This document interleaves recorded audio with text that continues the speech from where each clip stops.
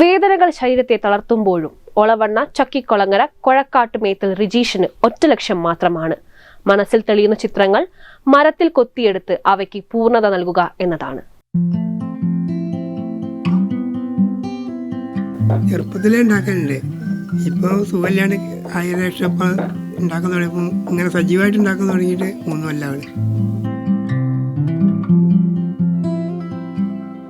മരത്തിൽ കരവിരുതിന്റെ മനോഹര ശില്പങ്ങൾ കൊത്തിയെടുക്കുകയാണ് റിജീഷ്.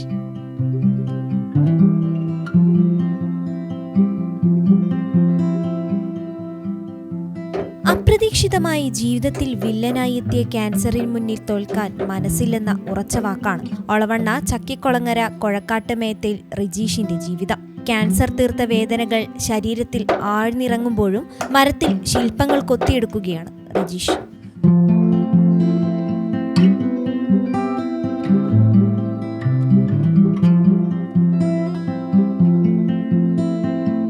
വേദനയുടെ കാഠിന്യം കൂടുമ്പോൾ ജീവിതോപാധിയായ തന്റെ ആശാരിപ്പണിയിലേക്ക് നീങ്ങും. ഭാര്യാപിതാവും സഹോദരനും സുഹൃത്തുക്കളും എത്തിച്ചു നൽകുന്ന മരക്കഷ്ണങ്ങളിൽ മനസ്സിൽ തെളിഞ്ഞ ശില്പങ്ങൾ കൊത്തിയെടുക്കും. ഇടവേളകളിൽ വിരുന്നെത്തുന്ന തളർച്ചയ്ക്ക് മുന്നിലും തോറ്റുമടങ്ങാൻ റിജീഷ് തയ്യാറായിരുന്നില്ല. ശില്പത്തിന് പൂർണ്ണത നൽകാതെ വിശ്രമമില്ലെന്ന വാക്കാണ് റിജീഷിന്റെ ആത്മധൈര്യവും.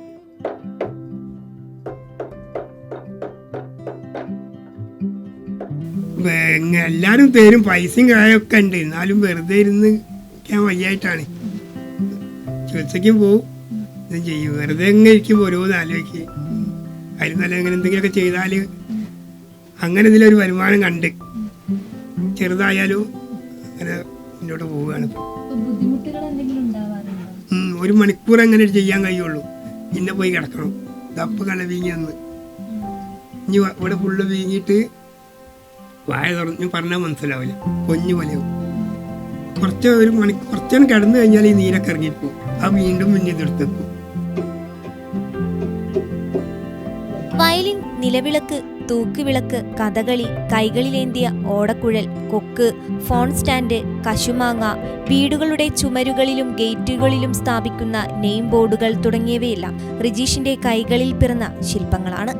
എല്ലാം ഉണ്ടാക്കും. കഥകളി, മാന്, മയിൽ, എല്ലാ സാധനം ഉണ്ടാക്കും. എന്ത് കണ്ടാലും ഞാനതൊന്ന് നോക്കും, ചെയ്ത് നോക്കും.